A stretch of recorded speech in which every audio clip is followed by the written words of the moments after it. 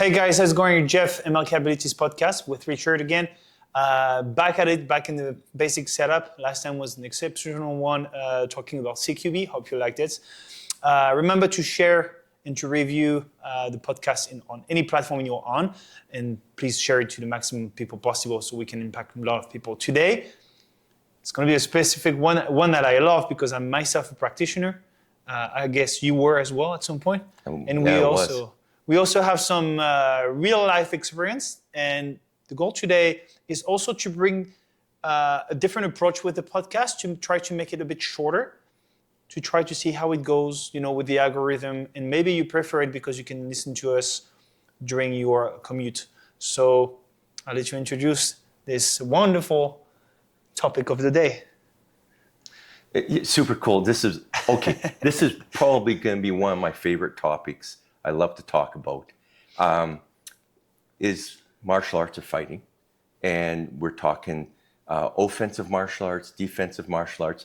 Let's just start talking about the average martial art that we have. Mm-hmm. It's mostly defensive, self-defense. And we've been all taught throughout the years, people talk, I'm taking self-defense classes. It may be karate, it may be taekwondo, it may be kung fu. Mm-hmm.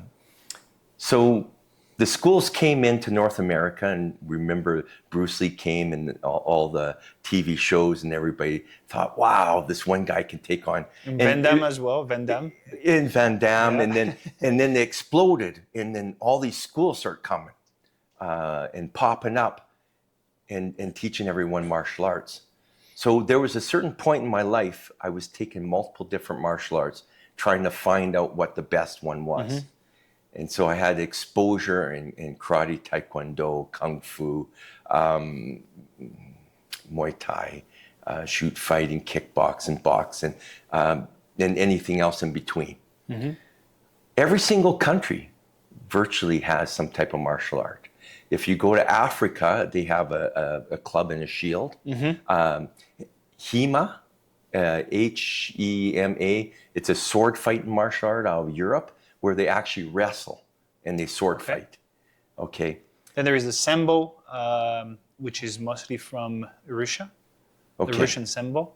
Yeah. I know they also have something in South America. They have big kind of it's like fights. A dance. Yeah. And I can't remember what that is called, but this is the capoeira. Yes. Yeah. Brazilian, yes. Brazil. Yeah. So you have all these different movements. And so when everything was coming together when I was young and we were starting to fight, I could tell a guy if he was karate, because karate was all linear, and they were usually a couple hits. Mm-hmm. And they wanted to take out their opponent with a couple hits. And their stance was a certain way and their hands were a certain way. And I'm going, okay, I'm going to fight circles with them because they're straight on kind of guys. Yeah. Then you got taekwondo that will come in. And these guys, they fought circles, which was beautiful. Mm-hmm. Their kicks were beautiful. They did a lot of long kicks. Their in close kicks were not that great. So you wanted to get close with them. And their hands were not as good as a boxer. So if you were a boxer, you'd get really close into their kicks. Mm-hmm. And that's how you would fight them. And kung fu, you met a guy that's kung fu. He's very technical. It's very an animal replica of movements. It takes years and years to master, and everything's a precise hit a certain way. And if you throw them off, and you throw a lot of combinations, it gets a lot harder for them. I've never fought a 4th degree black belt in Kung Fu, so I don't know what it would be like, but I've fought 4th degree black belts in other martial arts. Okay. So, and then a boxer, what you do with a boxer, you use your feet, to keep distance, and keep the distance and keep on kicking them right in his meat of his leg here, right?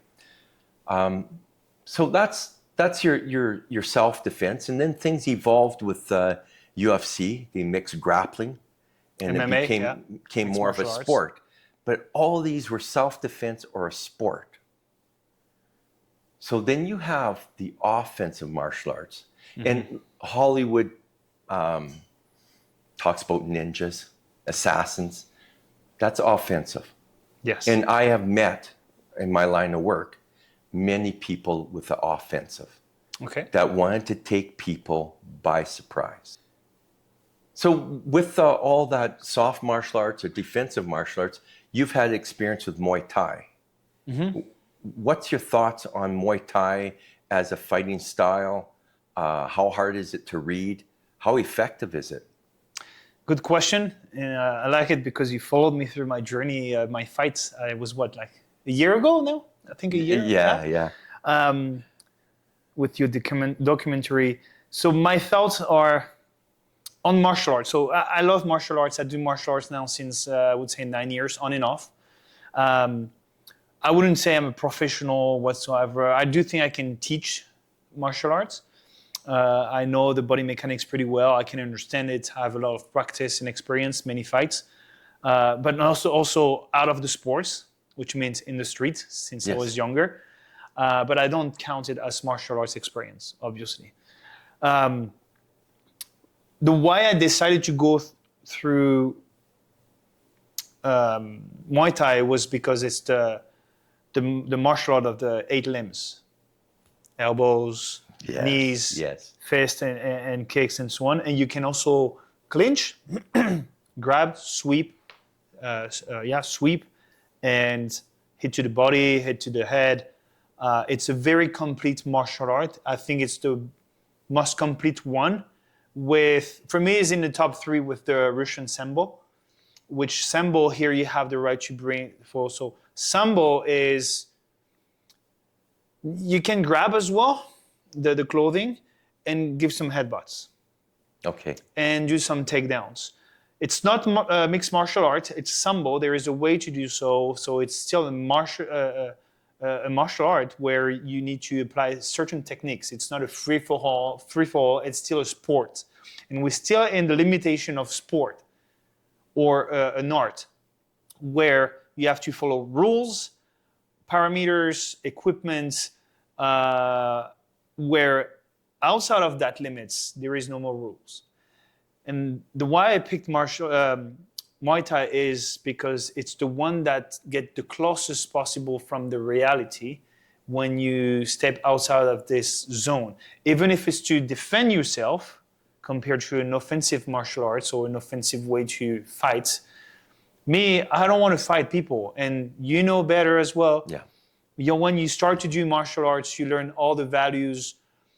You learn how to control your mind and body, and understand that this can kill someone, and your fit can kill someone, and that once you start to apply it to be mean to someone, it can go against you.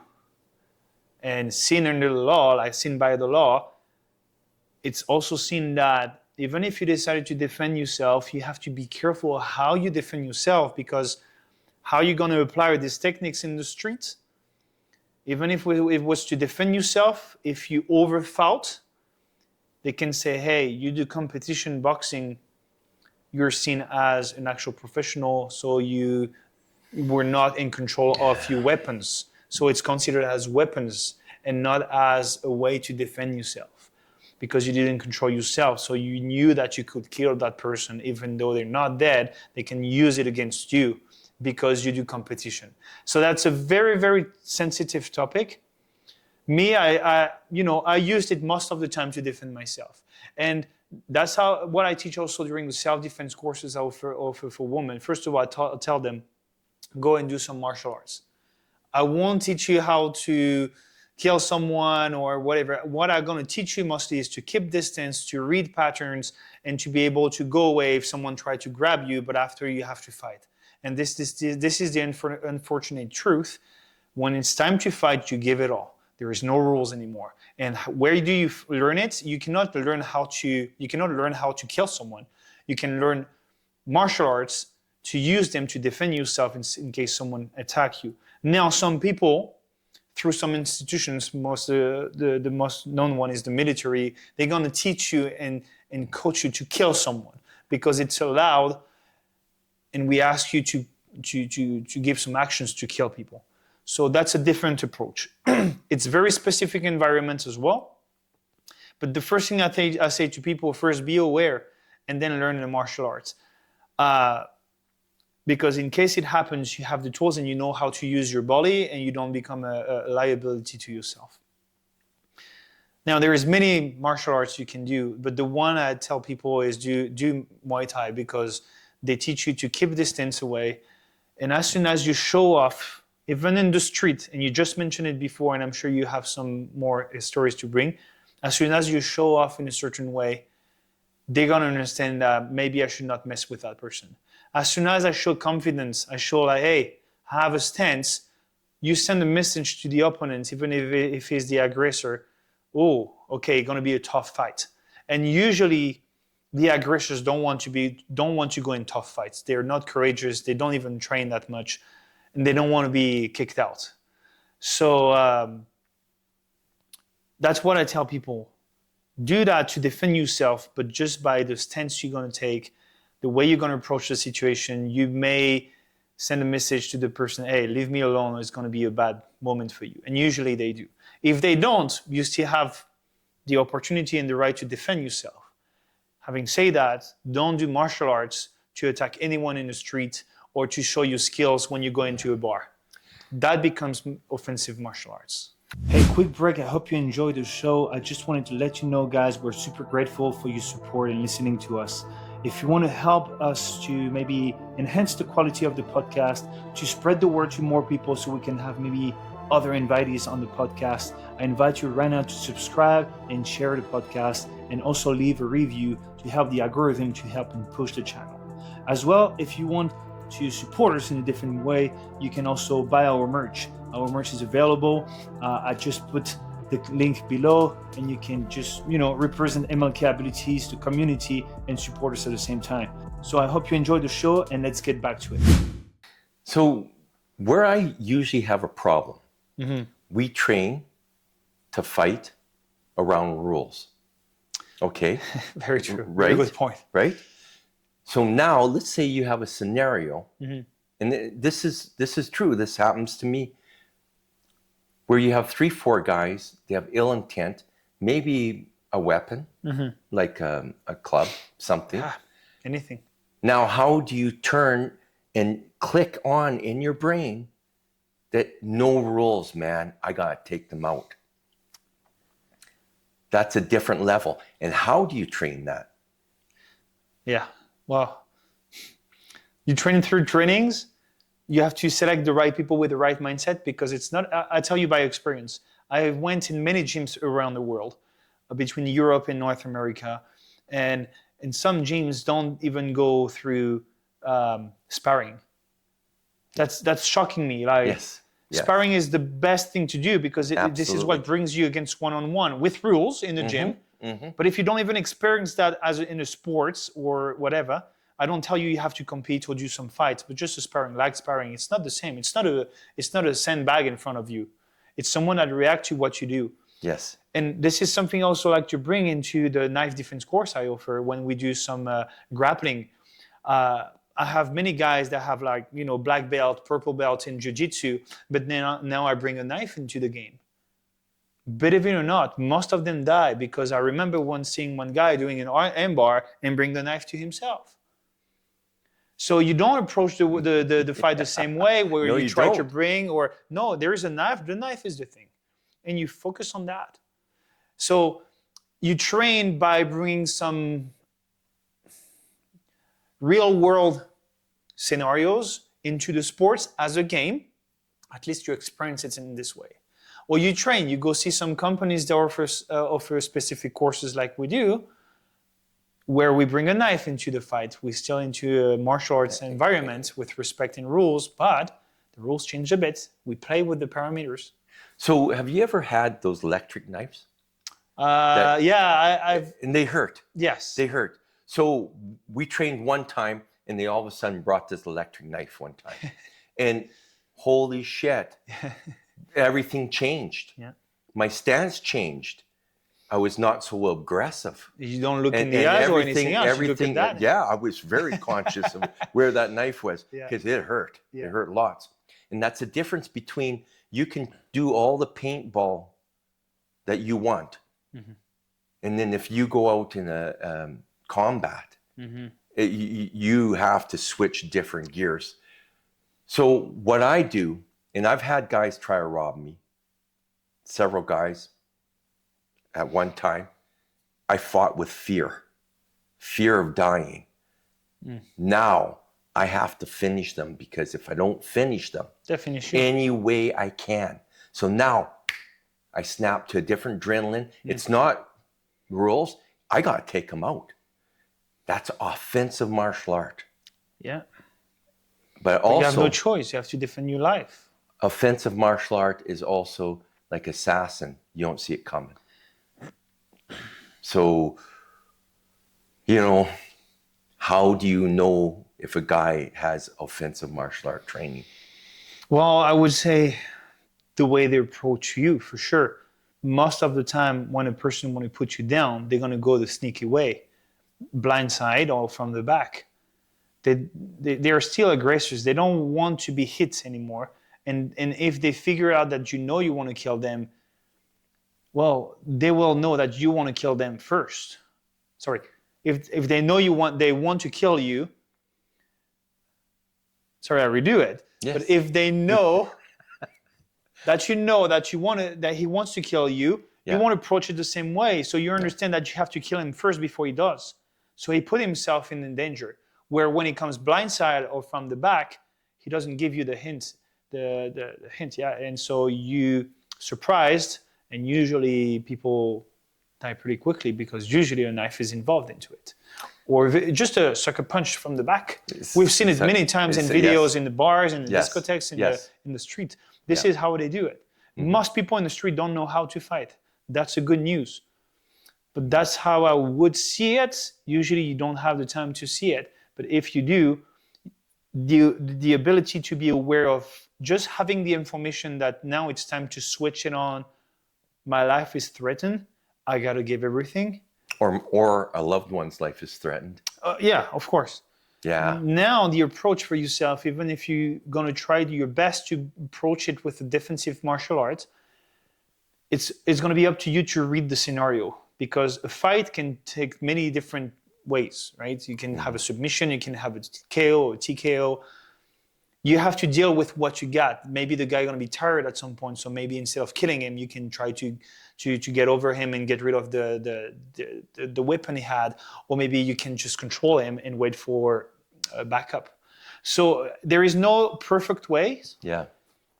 But I'm sure you have a great story about that. I do have a great story, and before I tell a great story, if you know a guy is skilled at offensive martial arts, you have to finish him. Yeah. You have to finish him. That's a tough call to give to yourself, because you tell yourself, I gotta kill someone. No, I didn't necessarily say kill him. You got to take him out. Yeah, well, we'll take him out. Yeah. Whatever is the outcome. Yeah. Hopefully he won't die, But yeah. But you may have to, because the reality is he will kill you. Yeah. Okay. So evil exists. And this is what I tell to people, especially when I come through my self-defense course for women. When someone attacks you, you do not know what they exactly want. So do not take it as granted that, no, they just want to grab your bag or just to rape you. Maybe they want to kill you. And even if they want to rape you, you should not let it happen.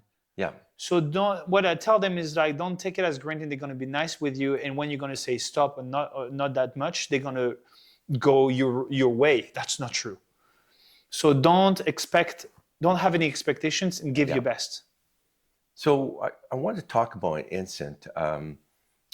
So at one time I had to, under my care were some people that assassinated someone, and we had a special unit for them, and I was watching over them.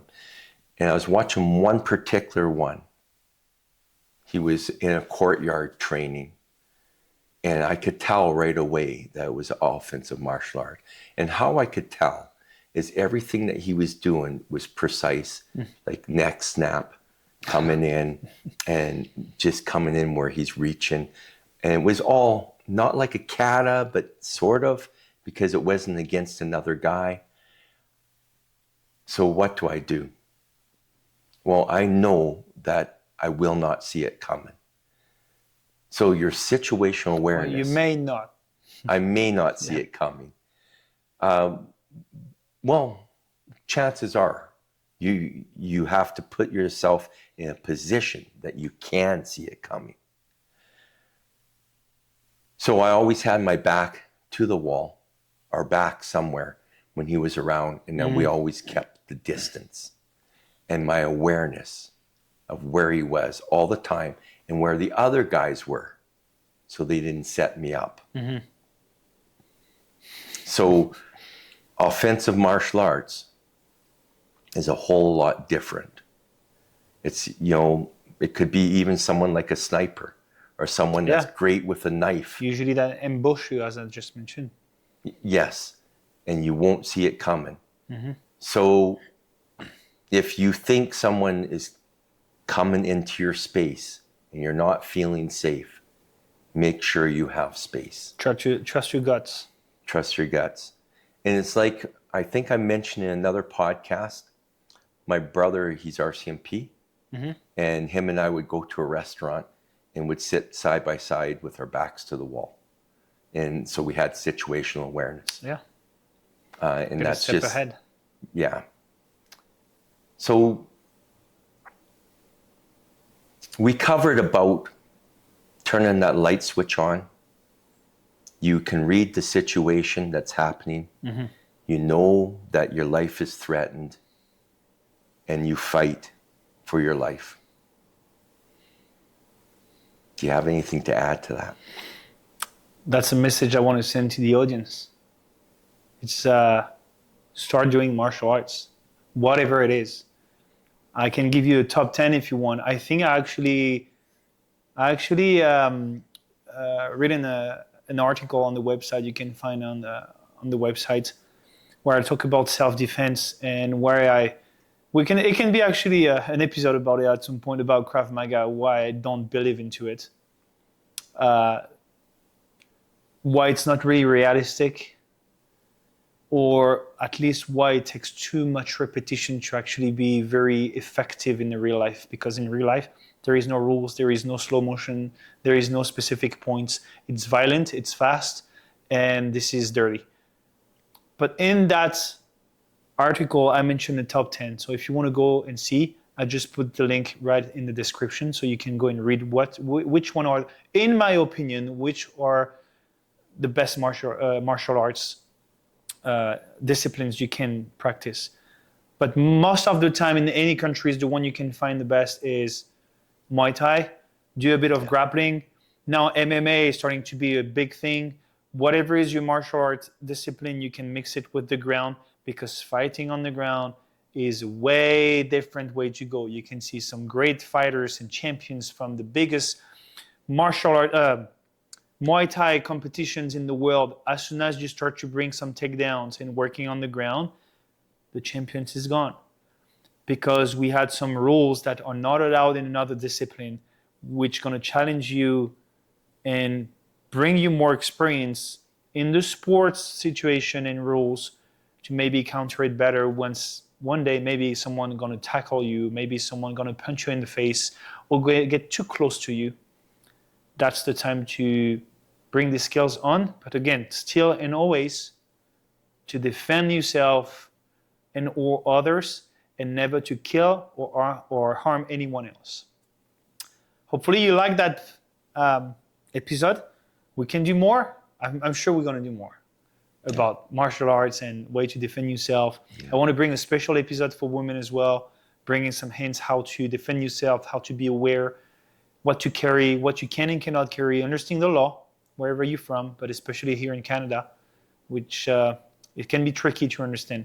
Hopefully you guys liked it. Give a follow, subscribe, share, comment if you have any questions or maybe experience you lived in your life, so you can share it to the community.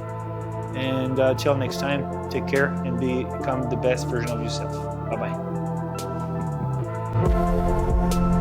A man comes up to her and says, "Hey, I want your passport. Show me. I'm from immigration." And shows her some ID that did not look quite right. So the first thing she did